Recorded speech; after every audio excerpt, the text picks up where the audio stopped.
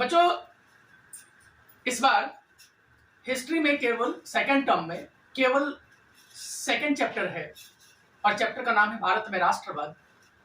इस चैप्टर को हम लोग आज देखेंगे बच्चों कि इसमें मेन क्या क्या क्वेश्चन आए हुए हैं 10-15 सालों में और कौन कौन से क्वेश्चन आ सकते हैं। तो इस भारत में जो राष्ट्रवाद है, भारत में जो राष्ट्रवाद चैप्टर है, उसी चैप्टर को आज हम लोग यहाँ कंटिन्यू करने वाले हैं। और ये चैप्टर आपके एग्जाम के पॉइंट ऑफ व्यू से बहुत ही इंपॉर्टेंट है। आगे आप कंपटीशन की भी तैयारी करेंगे तो वहां भी बहुत इंपॉर्टेंट चैप्टर माना जाता है और नॉलेज के ख्याल से भी ये चैप्टर बहुत ही इंपॉर्टेंट माना जाता है। तो पहला ही जो इसका चैप्टर का नाम है भारत में राष्ट्रवाद, तो सबसे पहला हम देखते हैं कि राष्ट्रवाद क्या है। बच्चों, राष्ट्रवाद का मतलब होता है कि देश प्रेम, भाईचारा। जब भारत को आजाद करने के लिए, भारत जब गुलाम था, ब्रिटेन का गुलाम था, तो भारत को आजाद करने के लिए भारत के लोगों में देश प्रेम की भावना की कमी थी।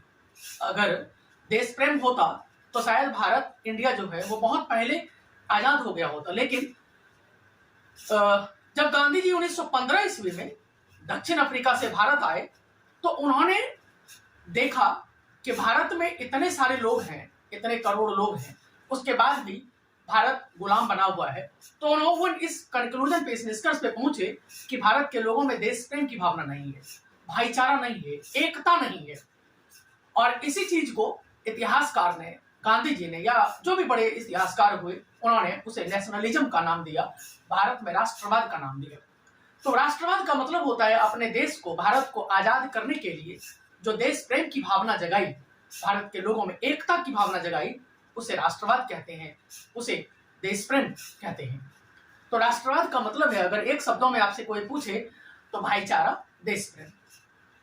नेक्स्ट है बच्चों कि सत्याग्रह का क्या अर्थ है और गांधी जी ने इसका कहां उपयोग किया। सत्याग्रह का अर्थ गांधी जी के लिए क्या था। बहुत इंपॉर्टेंट क्वेश्चन है बच्चों, एग्जाम में कई बार ये क्वेश्चन आया हुआ है, तो थोड़ा इसे ध्यान से देखेंगे सत्याग्रह क्या है। एक्चुअली जब गांधी जी 1915 ईस्वी में दक्षिण अफ्रीका से भारत आए तो उन्होंने देखा कि हम देश को कैसे आजाद कर सकते हैं, देश के लोगों में देश प्रेम की भावना कैसे जगा सकते हैं और गांधी जी को कौन से अस्त्र से, शस्त्र से हम हरा सकते हैं। तो गांधी जी ने देखा कि भाई अंग्रेज बहुत मजबूत हैं और भारत किसी भी पावर से, ताकतवर कंट्री से फाइट नहीं कर सकता। तो इसके लिए इन्होंने जो है सत्याग्रह का सहारा लिया। यानी सत्याग्रह का मतलब है कि हम कोई भी आंदोलन करेंगे तो सत्य के रास्ते पर चल करके अंग्रेजों को हराएंगे। हम, अंग्रेज चाहे कितना भी टॉर्चर करे, परेशान करे, पीटे, हम सत्य के रास्ते से हम झुकेंगे नहीं, हम हटेंगे नहीं। सत्य के रास्ते पर चल करके अंतिम में अंग्रेजों को ये एहसास दिलाएंगे कि भाई भारत के लोग निर्दोष हैं, उसे आजाद कर देना चाहिए। तो गांधी जी ने इसका कैसे कैसे प्रयोग किया कि सत्य के प्रति आग्रह, सत्य को पकड़े रहना और इसके साथ अहिंसा को मानना। अहिंसा का मतलब था कि अंग्रेजों के साथ बुरा व्यवहार नहीं करना, उनके साथ मार पिटाई नहीं करना। उसके बाद अन्याय का सर्वथा विरोध करते हुए अन्यायी के प्रति वैर भाव न रखना। जो भी व्यक्ति अन्याय कर रहा है, जैसे अंग्रेज क्या थे, भारतीयों पर अत्याचार करते थे, अन्याय करते थे, तो उनके साथ वो अन्याय कर सकते हैं लेकिन हम उनके साथ वैर भाव नहीं रखेंगे, दुश्मनी नहीं लेंगे मोल उनसे, हम उनके साथ अच्छा व्यवहार करेंगे। और इससे क्या होगा कि अंग्रेजों को एक न एक दिन इस बात का एहसास हो जाएगा कि भाई हम कितना भी टॉर्चर कर रहे हैं, हम कितना इनके ऊपर अत्याचार कर रहे हैं, लेकिन फिर भी भारतीय जो है हमसे वैर भाव नहीं रखते हैं, हमसे दुश्मनी नहीं लेते हैं, तो क्यों ना हम भारत को आजाद कर दें। इन्हीं रास्ते पर चल करके गांधी जी जो है सत्य के रास्ते पर चल करके आजादी प्राप्त करना चाहते थे। कह रहा है कि इसके लिए गांधी जी ने 3 सफल सत्याग्रह आंदोलन चलाया। पहला था, कई बार ये एग्जाम में कई बार क्वेश्चन आया हुआ है, ये कई सारे बड़े बड़े कंपटीशन में भी आए हुए हैं। 3 आंदोलन चलाया और तीनों आंदोलन था, पहला था चंपारण सत्याग्रह और दूसरा था अहमदाबाद सत्याग्रह और तीसरा खेड़ा सत्याग्रह। तो चंपारण सत्याग्रह क्या था कि चंपारण बिहार में है। बिहार में एक जिला है चंपारण डिस्ट्रिक्ट। तो चंपारण में क्या हुआ था कि जिनके पास जमीनें थी, किसानों के पास, तो वहां 20 कट्ठा भूमि, यानी जमीन को नापने का एक पैमाना है कट्ठा, जैसे डेसिमल में नापते हैं, हेक्टेयर में नापते हैं। तो उसी तरह बिहार यूपी में जमीन को जो नापा जाता है, मापा जाता है, वो कट्ठे में मापा जाता है। तो 20 कट्ठा भूमि में 3 कट्ठा नील की खेती करना कंपलसरी था। जो किसान नील की खेती नहीं करता या करने से मना कर देता, उसकी जमीन जब्त कर ली जाती थी। अब आप पूछेंगे, बच्चे कई बार पूछते हैं कि सर नील की खेती करना क्यों नहीं चाहते थे। तो दोस्तों, नील की खेती इसीलिए किसान नहीं करना चाहते थे क्योंकि जिस जमीन पर नील की खेती एक बार हो जाता था, वह जमीन कई सालों के लिए बंजर हो जाता था, उस जमीन में कोई फसल नहीं उगता था। इसीलिए किसान नील की खेती करने से बचना चाहते थे। लेकिन अंग्रेज जो है नील की खेती करवाना चाहते थे, क्योंकि अंग्रेजों के पास इतनी जमीनें नहीं थी ब्रिटेन में कि वो अपने देशों में नील की खेती करें। अगर नील की खेती करेंगे तो जो है उनकी जमीन बंजर हो जाएगी। अब आप पूछेंगे सर नील की खेती करवाना क्यों चाहते थे? क्योंकि उस समय कपड़े की बहुत डिमांड थी और कपड़ा को रंगने के लिए नील कंपलसरी था। ब्लू कलर का जो नील होता था, नाइल जिसे कहते हैं इंग्लिश में, वो कंपलसरी था। तो अगर वो नहीं होता, इतने बड़े मात्रा में कपड़े बन नहीं सकता था और कपड़े कलर नहीं होता, तो इतना बड़ा जो मार्केट था, बाजार था ब्रिटेन सरकार का, इतनी जो फैक्ट्री थी वो बंद हो जाती। तो इसीलिए नील की खेती भारत में करते थे और बना करके ब्रिटेन की कंपनी में भेज देते थे और वहां से कपड़े को डाई करके, फिर कपड़े को चेंज करके, शर्ट बना करके, जींस बना करके, पैंट बना करके उसे फिर इंडिया में भेज देते थे। तो करीब करीब 2 से 3-4 गुना मुनाफा वो कमाते थे। तो इस प्रकार जब गांधी जी को इस बात का पता चला कि भाई चंपारण में किसानों के साथ बहुत अत्याचार हो रहा है, तो किसानों का एक नेता था रामचंद्र शुक्ल, उन्होंने गांधी जी से लखनऊ में मिलकर के इस बात को बताया और गांधी जी 1917 ईस्वी में वहां चंपारण पहुंचे और चंपारण में उन्होंने सत्याग्रह आंदोलन किया, यानी धरने पर बैठ गए और करीब करीब 4-5 दिनों तक धरने पर बैठे रहे। करीब करीब 50 से 60 हजार किसान जो है गांधी जी के साथ मिलकर के धरने पर बैठे और अंतिम में 4-5 दिनों तक आंदोलन चलता रहा। अंतिम में सरकार को हार माननी पड़ी और गांधी जी की ये पहली जीत थी। अंतिम में इस कानून को चंपारण में अंग्रेज सरकार ने समाप्त कर दिया और गांधी जी की यह पहली जीत थी और इस प्रकार पूरे देश में गांधी जी की वाहवाही होने लगी। इस घटना में एक भी व्यक्ति की मृत्यु नहीं हुई। गांधी जी ने किसी भी पुलिस ऑफिसर से वैर मोल नहीं लिया, दुश्मनी नहीं लिया और बिना कोई अस्त्र शस्त्र के, बिना कोई लड़ाई के शांतिपूर्वक विरोध करके गांधी जी ने ये अंग्रेजों को हरा दिया था। इस प्रकार सत्याग्रह के रास्ते पर चल करके, दुश्मनी न लेकर के गांधी जी ने इस आंदोलन को जीता और इस प्रकार गांधी जी के यहाँ भारत में पहली जीत थी। दूसरा आंदोलन है अहमदाबाद आंदोलन। बच्चों, यहाँ अहमदाबाद में जितनी कंपनी थी, कपड़े की फैक्ट्री जितनी थी, वो कुछ अंग्रेजों की थी, कुछ भारतीयों की थी। तो कई सालों से यहाँ जो मिल मालिक थे, कपड़ा का जो मिल था, फैक्ट्री था, फैक्ट्री के जो मालिक थे, वो कई सालों से इन्होंने अपने वेतन को, मजदूरों के वेतन को बढ़ाया नहीं था। तो बहुत सारे लोग जो है यहाँ, किसान जो है, मजदूर जो है, वो फैक्ट्री में अपने सैलरी को बढ़ाने की 35% सैलरी बढ़ाने की मांग कर रहे थे, लेकिन अंग्रेज सरकार नहीं मान रही थी या मिल के मालिक जो है नहीं मान रहे थे। अंतिम में गांधी जी को इस बात का पता चला और गांधी जी ने सभी मजदूरों के साथ मिल करके हड़ताल किया और भूख हड़ताल किया। पहली बार इसी आंदोलन में भूख हड़ताल किया और भूख हड़ताल करने के बाद 4-5 दिनों के बाद तक भूख हड़ताल पे बैठे रहे।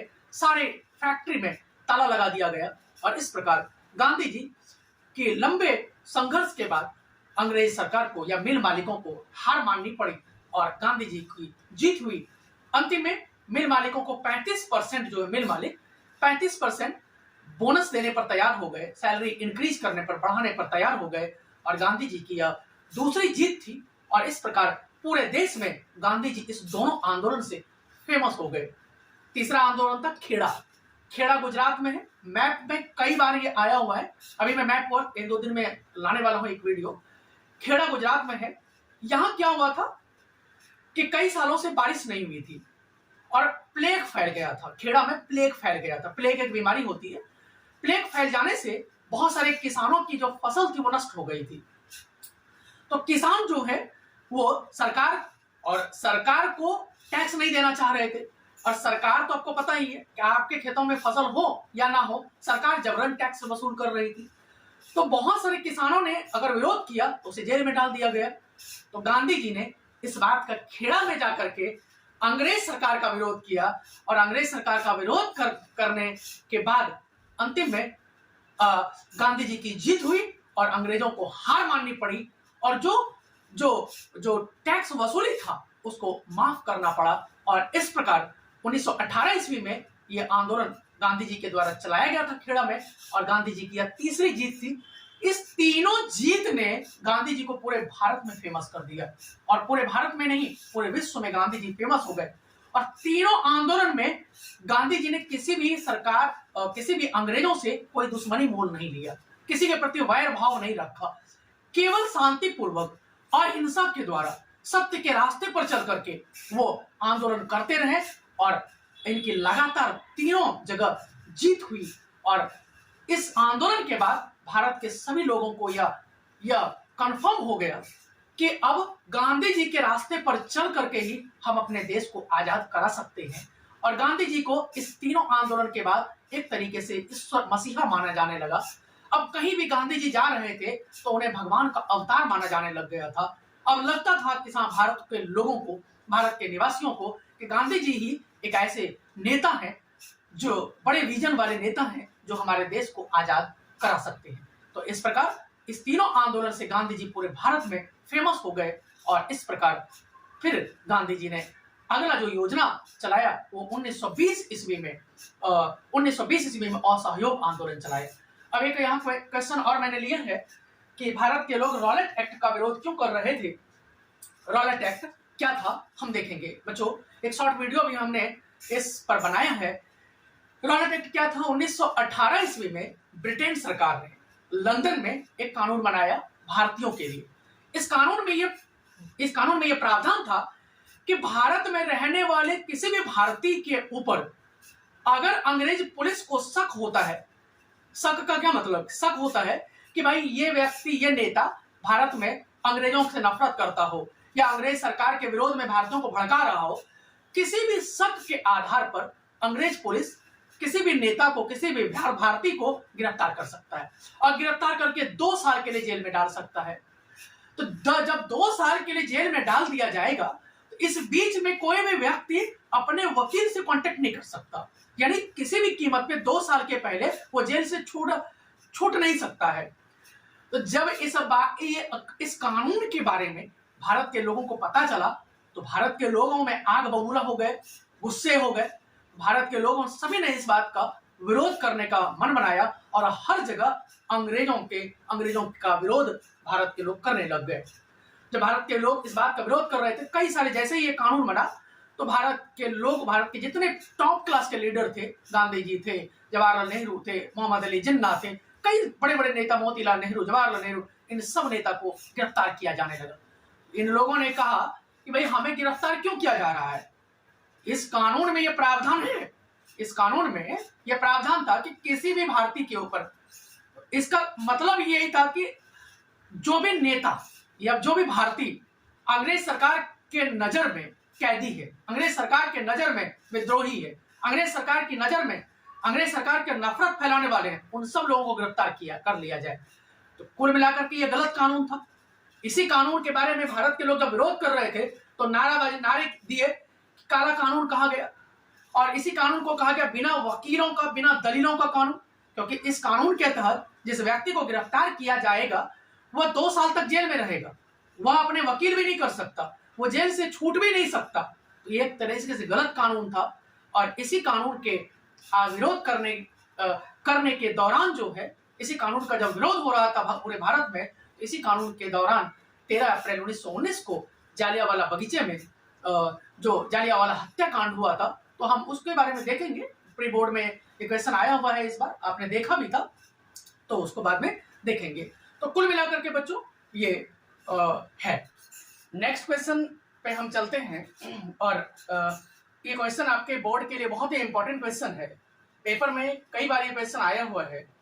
तो हम देखते हैं कि भारत में राष्ट्रवाद की भावना पनपने में किन कारकों का योगदान था, राष्ट्रवाद के विकास का विश्व पर क्या प्रभाव पड़ा। तो सबसे पहले बच्चों हम राष्ट्रवाद के बारे में देखते हैं, थोड़ा बात कर लेते हैं, थोड़ा समझ लेते हैं, फिर उसके बाद इस क्वेश्चन पर आएंगे हम लोग। बच्चों राष्ट्रवाद का मतलब है कि भारत को आजाद करने में जो देश प्रेम की भावना जगाई गई, दरअसल कारण क्या था कि हमारे देश के सभी नागरिकों में देश प्रेम की भावना की कमी थी। ऐसा नहीं था कि था ही नहीं, कमी थी। तो भारत के जो भी व्यक्ति हुए, शहीद हुए, उन्होंने हमारे देश के सभी नागरिकों में देश प्रेम की भावना जगाने का काम किया। तो उस जगाने के क्रम में क्या क्या काम किया गया उसी को हम लोग देखते हैं। क्या क्या क्या कि साहित्य, लोक कथाओं, गीतों एवं चित्रों के माध्यम से राष्ट्रवाद का प्रसार किया गया। क्या क्या क्या किताबें लिखी गई। वही वह टाइम है बच्चों, उसमें प्रेमचंद के गीत या कई अच्छे अच्छे राइटर जो है उन्होंने अपने गीतों के माध्यम से, कथाओं के माध्यम से, कहानियों के माध्यम से, लोक कथाओं के माध्यम से, लोक कथा का मतलब होता है गांव में छोटी छोटी कथाएं, जिससे हमारे अंदर देश प्रेम की भावना जगाए। उसके बाद चित्र भारत माता का चित्र बनाया गया और लोगों से कहा गया कि अगर आपको अपनी भारत माता की कसम है, आपको अपने माँ की कसम है कि भारत माता को बचाना है अंग्रेजों से, तो इस तरह की बातें किया गया और इस प्रकार देश के सभी लोगों में, देश के सभी नागरिकों में देश प्रेम की भावना जगाने का कार्य किया गया। नेक्स्ट है भारत माता की छवि बनाई गई।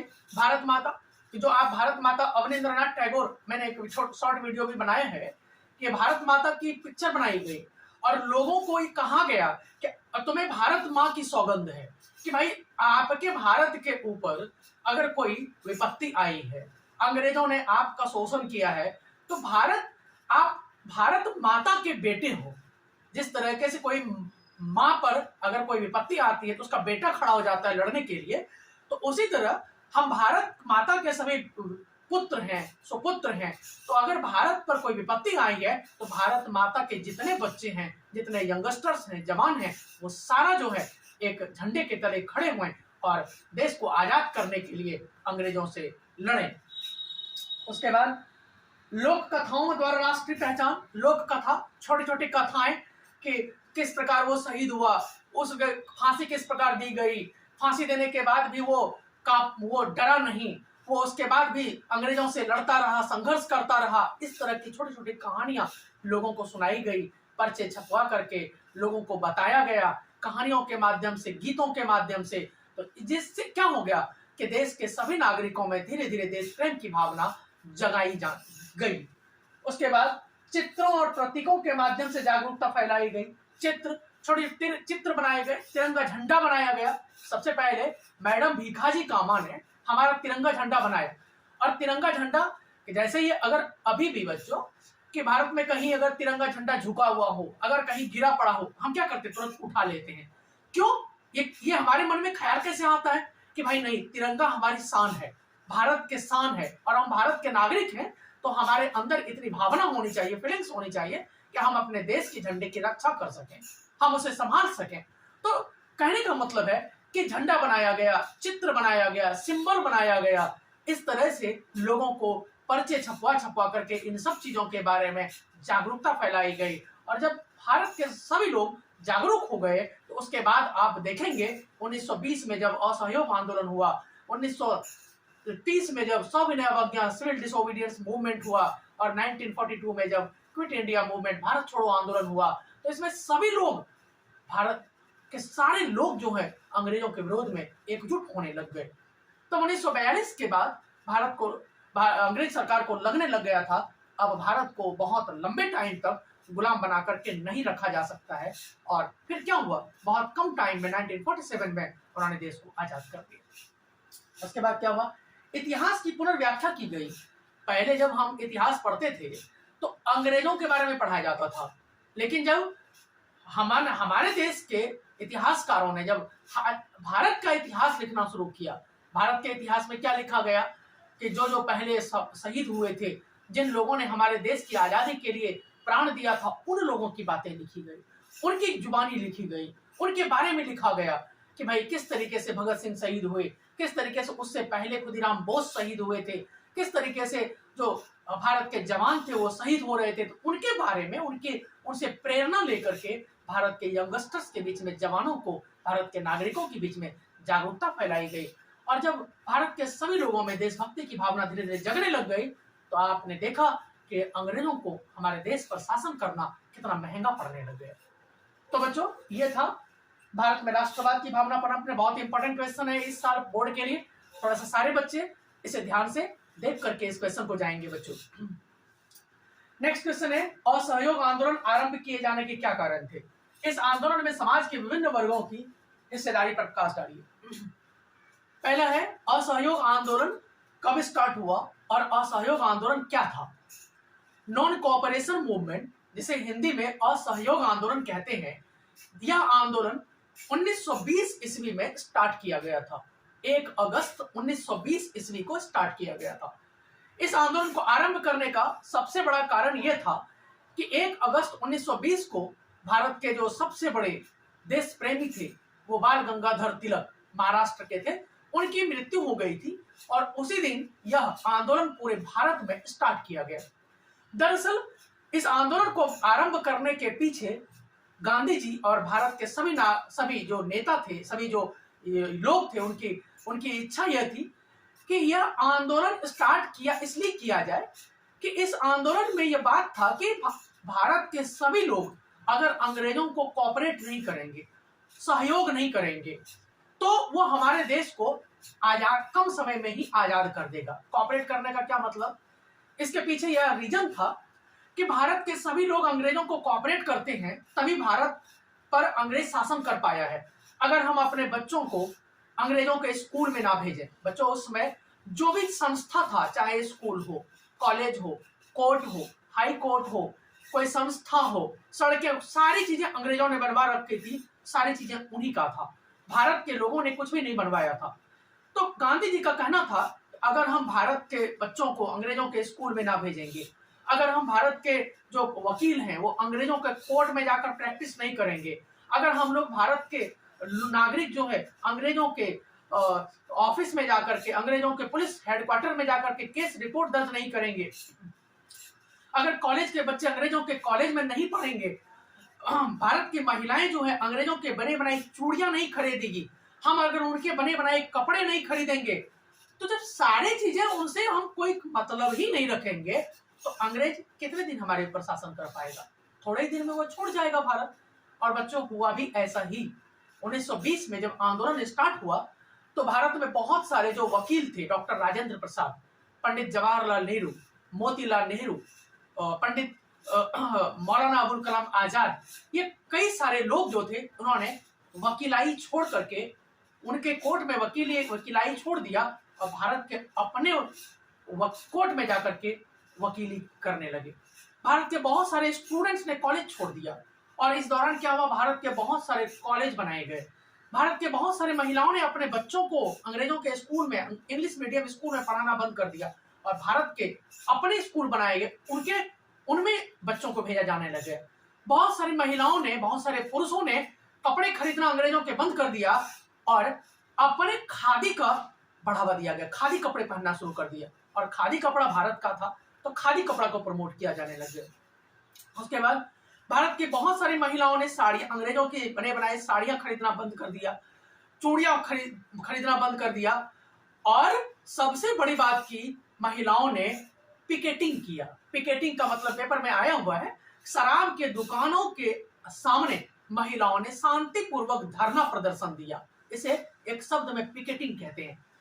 तो जब इस तरीके से अंग्रेजों के एक साल में करीब करीब कई हजार करोड़ रुपए के कपड़े की बिक्री बंद हो गई, स्कूल नहीं जाने लगे, स्कूल बंद होने लग गए, उनके चूड़ियां पहनना बंद हो गया, शराब की दुकानों की बिक्री बंद हो गई, ताड़ी लोगों ने खरीदना बंद कर दिया। इस प्रकार से एक साल में ही अंग्रेजों के पसीने छूट गए। अब लगने लग गया कि अंग्रेजों को देश छोड़ना पड़ेगा और ऐसा ही लग रहा था बच्चों। लेकिन इस दौरान घटना क्या घटी कि अंग्रेजों ने एक चाल चली।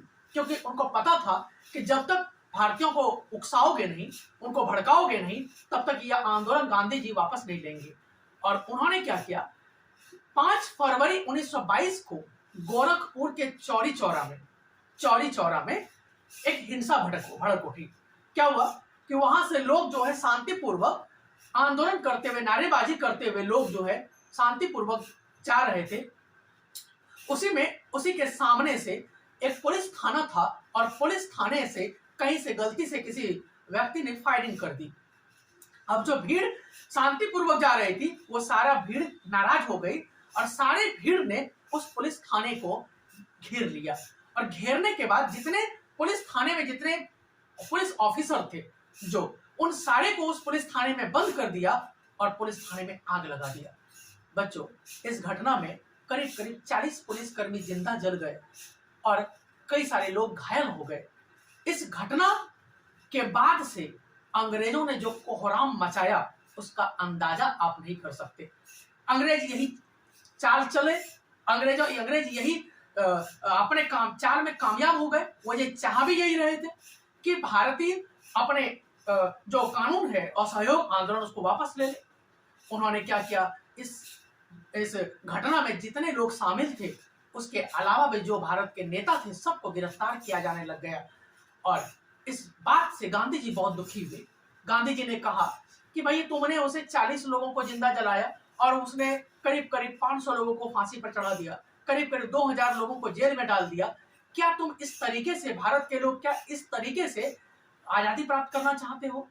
वो निर्दोष लोग जो मारे गए, उस निर्दोष लोग का क्या मतलब, क्या था? क्या कोई मतलब नहीं था? तो गांधी जी शांतिपूर्वक देश को आजाद कराना चाहते थे।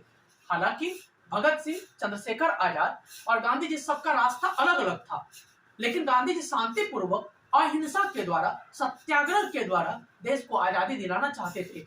और इस प्रकार यह आंदोलन जो है 12 फरवरी 1922 को गांधी जी ने वापस ले लिया, कॉल्ड ऑफ कर लिया। तो देखते हैं बच्चों, प्रथम असहयोग आंदोलन आरंभ किए जाने के कारण क्या क्या था? असहयोग आंदोलन आरंभ किए जाने के अनेक कारण थे कि एक तो था कि जब फर्स्ट वर्ल्ड वॉर हुआ था, फर्स्ट वर्ल्ड वॉर 1914 ईस्वी में स्टार्टिंग हुआ था और 1918 में समाप्त हुआ था। तो अंग्रेजों ने कहा कि भाई भारत चूंकि अंग्रेजों का गुलाम है, तो भारत के लोग जो है अंग्रेजों को सपोर्ट करो, और अगर फर्स्ट वर्ल्ड वॉर अंग्रेज जीत जाएंगे तो भारत को आजाद कर दिया जाएगा। लेकिन जब फर्स्ट वर्ल्ड वॉर खत्म हो गया और लगभग ब्रिटेन फर्स्ट वर्ल्ड वॉर को जीत चुका था, तो भारत को आजादी नहीं दिया गया, भारत को स्वराज नहीं दिया गया।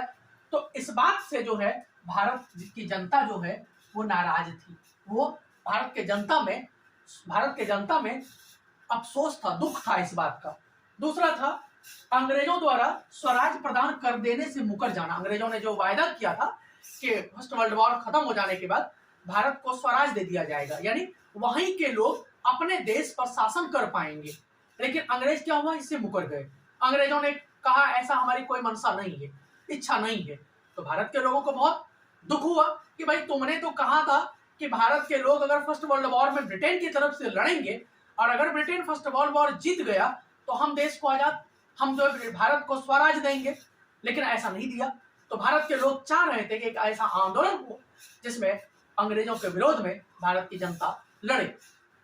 तीसरा था रॉलेट एक्ट पारित होना। रॉलेट एक्ट मैंने बता चुका हूं कि 1919 ईस्वी में ब्रिटेन सरकार ने एक कानून बनाया और उस कानून में यह प्रावधान था कि भारत के किसी भी नेता पर, किसी भी व्यक्ति पर अगर ब्रिटेन पुलिस को शक होता है तो 2 साल के लिए उसे गिरफ्तार करके जेल में डाला जा सकता है।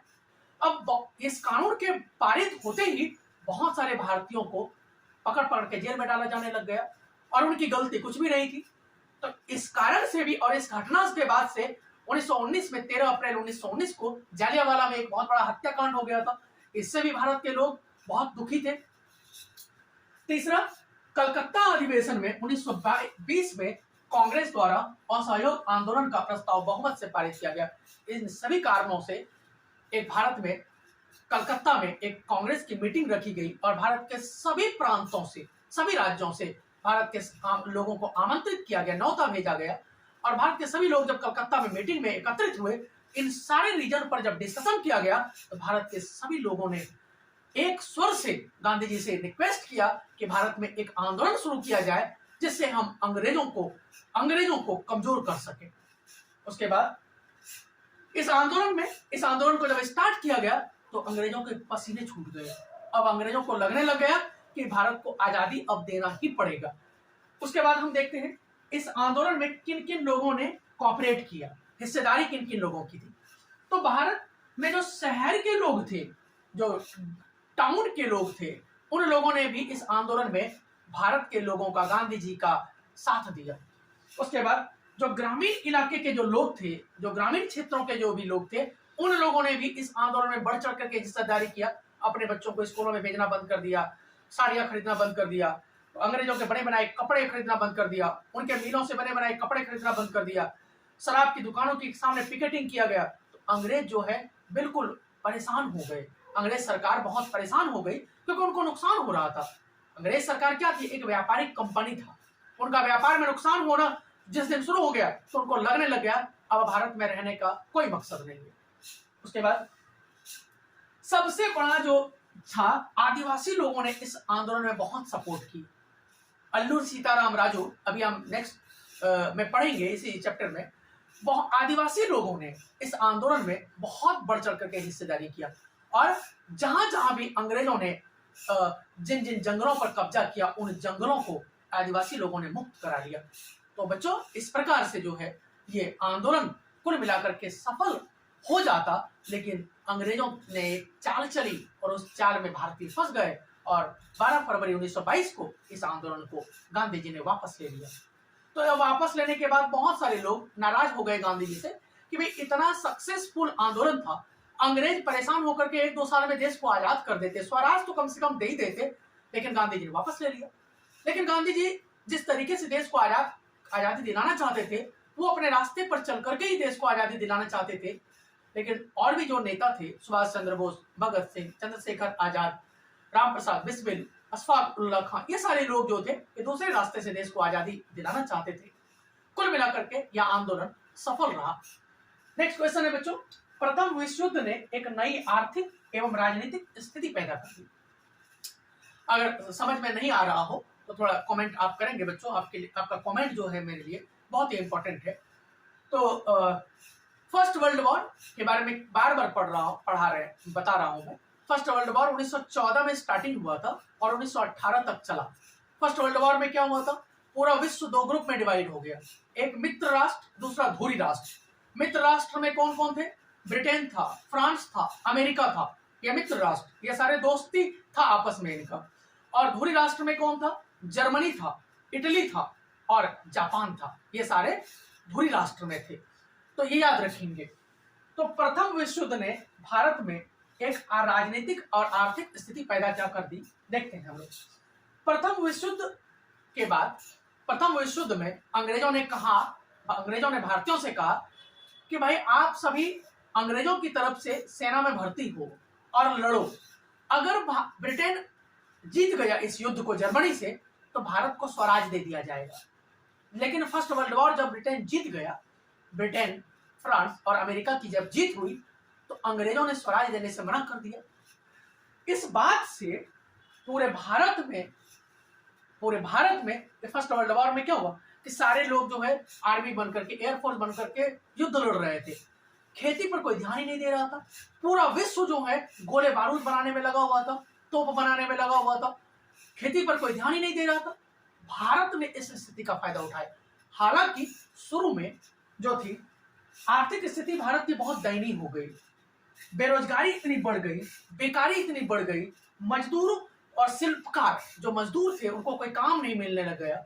जो खेतों में जो काम करने वाले गरीब किसान थे उनके खेतों में उपज नहीं हो रही थी, क्योंकि उस टाइम पे अक्सर जो है अकाल पड़ जाता था, क्योंकि इस तरीके से नहर तो था नहीं, डैम था नहीं, उसमें कम डैम था ही नहीं। ये तो देश आजाद हुआ तब बड़े बड़े डैम बनवाए गए, उसमें डैम कहाँ था? ब्रिटेन सरकार ने इन क्षेत्रों में कोई काम ही नहीं किया। तो क्या हुआ कि भारत की स्थिति इतनी दयनीय हो गई थी। एक तो बारिश नहीं पड़ रही थी और खेतों में फसल उपज नहीं हो रही थी, लोगों को रोजगार नहीं मिल पा रहा था। तो भारत की आर्थिक स्थिति बहुत ही दयनीय हो चुकी थी और इस कारण से भारत के जो लोग थे वो अंग्रेज सरकार से बहुत ही ज्यादा परेशान थे। उसके बाद युद्ध ने राष्ट्रीयता के भाव जागृत किए। जो फर्स्ट वर्ल्ड वॉर चल रहा था, तो जो सब अंग्रेजों ने जो वायदा किया, प्रॉमिस किया भारत से, वो प्रॉमिस एक भी पूरा नहीं किया उन्होंने। तो इससे भारतीयों के मन में अंग्रेजों के प्रति नफरत बढ़ता चला गया। कई सारे कानून भी बना दिए, रॉलेट एक्ट पारित कर दिया। उसके बाद जालियांवाला बाग हत्याकांड हो गया। तो इन सब कारणों से भारत के जो लोग थे वो अंग्रेजों से नफरत करने लग गए और भारत के लोगों में देश प्रेम की भावना धीरे धीरे बढ़ने लग गई। उसके बाद लोक दमनकारी क्या हुआ कि भारत के जो लोग थे वो अंग्रेज सरकार, जो दमनकारी सरकार था, जो विरोधी सरकार था, उनके विरोध में भारत के सभी लोग एकजुट होने लग गए, इकट्ठे होने लग गए। भारतीय तिरंगे झंडे के तले जो है ये एकजुट होने लग गए। भारत माता को बचाने के लिए सब लोग एकजुट होने लग गए। और 1920 ईस्वी में जब असहयोग आंदोलन चलाया तो इसमें दिखाई पड़ने लग गया कि किस प्रकार भारत के लोग किस तरह से अपने प्रॉमिस के वायदे के पक्के हैं। और केवल कपड़ों में कई लाख करोड़ रुपए का नुकसान हो गया अंग्रेजों, क्योंकि भारत के लोगों ने अंग्रेजों के बने बनाए कपड़े खरीदना बंद कर दिया। उसी समय गांधी जी ने खादी को बढ़ावा दिया। तो बच्चों इस प्रकार जो है वीडियो आप देखते रहे बच्चों, और एग्जाम बहुत नजदीक है। इस चैप्टर का सबसे ज्यादा वेटेज एग्जाम में रहता है और चैप्टर बहुत आसान है। ये चैप्टर जो है आप आगे भी कंपटीशन में भी आपको महत्वपूर्ण है आपके लिए, और यहाँ से क्वेश्चन लिखना बहुत आसान होता है बच्चों। तो बार बार आप रिवीजन करें और दूसरे बच्चों तक भी ये वीडियो पहुंचाएं बच्चों। तो बहुत बहुत धन्यवाद।